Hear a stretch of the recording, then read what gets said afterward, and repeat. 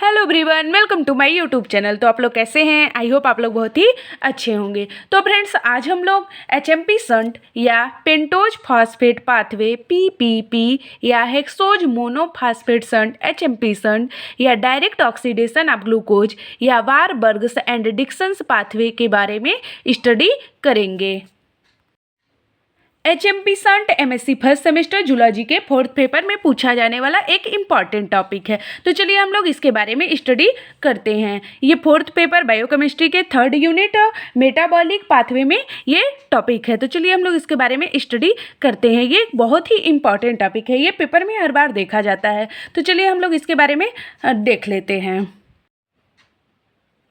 Pentose phosphate pathway PPP या hexose monophosphate shunt HMP shunt या direct oxidation of glucose या वारबर्ग्स and डिक्सन्स pathway, इसे pentose phosphate pathway या hexose monophosphate shunt या direct oxidation of glucose या वारबर्ग्स and डिक्सन्स pathway भी कहते हैं। तो चलिए हम लोग इसके बारे में देखते हैं। तो इसमें पहला पॉइंट है, ग्लूकोज का ऑक्सीडेशन मेनली ग्लाइकोलिसिस साइकिल के थ्रू होता है। ग्लूकोज का ऑक्सीडेशन मेनली ग्लाइकोलिसिस साइकिल के थ्रू होता है, बट ग्लूकोज ग्लाइकोलिसिस में न जाकर डायरेक्ट ब्रेकडाउन हो जाते हैं। बट ग्लूकोज ग्लाइकोलिसिस में न जाकर डायरेक्ट ब्रेकडाउन हो जाए तो इसे पेंटोज फास्फेट पाथवे कहते हैं। जब ग्लूकोज ग्लाइकोलिसिस में न जाकर डायरेक्ट ब्रेकडाउन हो जाए तो इसे पेंटोज फास्फेट पाथवे कहते हैं।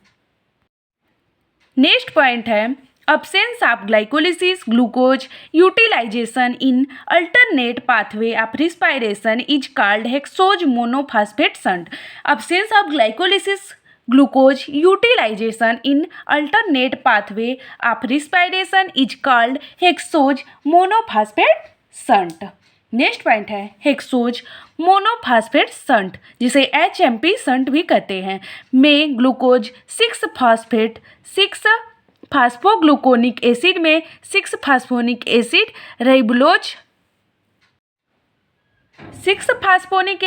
रिबुलोज 5 फास्फेट में कन्वर्ट हो जाता है। हेक्सोज मोनोफॉस्फेट शंट में ग्लूकोज 6 फास्फेट 6 फास्फोग्लूकोनिक एसिड में 6 फास्फोनिक एसिड रिबुलोज 5 फास्फेट में कन्वर्ट हो जाता है। नेक्स्ट पॉइंट है, ग्लाइकोलिसिस इनहिबिटर। तो पहला है एरसिनेट्स, दूसरा है फ्लोराइड्स, तीसरा है आयोडोएसिटिक एसिड। पहला है एरसिनेट्स, दूसरा है फ्लोराइड्स, तीसरा है आयोडोएसिटिक एसिड।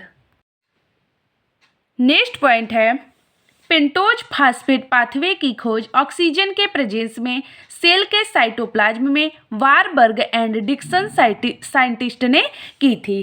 पेंटोज फास्फेट पाथवे की खोज ऑक्सीजन के प्रेजेंस में सेल के साइटोप्लाज्म में वारबर्ग एंड डिक्सन साइंटिस्ट ने की थी। नेक्स्ट पॉइंट है, पीपीपी पेंटोज फास्फेट पाथवे में 6 mole of CO2 and 12 mole of NaDH2 produced होते हैं। पेंटोज फास्फेट पाथवे में 6 mole of CO2 carbon dioxide and 12 mole of NaDH2 produced होते हैं। इस प्रकार से 12 NaDPH2 के फोटोफॉस्फोराइलेशन होने पर 36 ATP एनर्जी मिलती है। इस प्रकार से 12 NaDPH2 के फोटोफॉस्फोराइलेशन होने पर 36 ATP एनर्जी मिलती है। नेक्स्ट पॉइंट है, पहले एक विवाद था। 1 मोल ग्लूकोज के कंप्लीट ऑक्सीडेशन होने पर एरोबिक रिस्पायरेशन में 36 ATP या 38 ATP एनर्जी प्राप्त होती थी। पहले एक विवाद था कि 1 मोल ग्लूकोज के कंप्लीट ऑक्सीडेशन होने पर एरोबिक रिस्पायरेशन में ऑक्सीजन में 36 ATP या 38 ATP 36 ATP या 38 ATP एनर्जी प्राप्त होती थी। और NCERT के अनुसार क्या है, ने विवाद समाप्त कर दिया। NCERT ने विवाद समाप्त कर दिया एंड बताया कि 1 मोल ग्लूकोज के कंप्लीट ऑक्सीडेशन होने पर 38 ATP एनर्जी मिलती है। NCERT ने विवाद समाप्त कर दिया और बताया कि 1 मोल ग्लूकोज के कंप्लीट ऑक्सीडेशन होने पर 38 ATP एनर्जी मिलती है। उस विवाद को समाप्त करके NCERT ने बताया कि 1 मोल ग्लूकोज के कंप्लीट ऑक्सीडेशन होने पर 38 ATP एनर्जी प्राप्त होती है। तो फ्रेंड्स आज हम लोगों ने मेटाबॉलिक पाथवे के एक छोटे से टॉपिक HMP संट के बारे में स्टडी किया। और फ्रेंड्स आप लोगों को वीडियो पसंद आया हो तो please like share comment and subscribe कीजिएगा। और फ्रेंड्स आप लोग को BSc MSc में बॉटनी जूलॉजी से संबंधित किसी भी टॉपिक पे नोट्स चाहिए तो प्लीज़ कमेंट करके ज़रूर बताइएगा। हम उसको आगे वाले वीडियो में लाने का प्रयास करेंगे। Thank you everyone.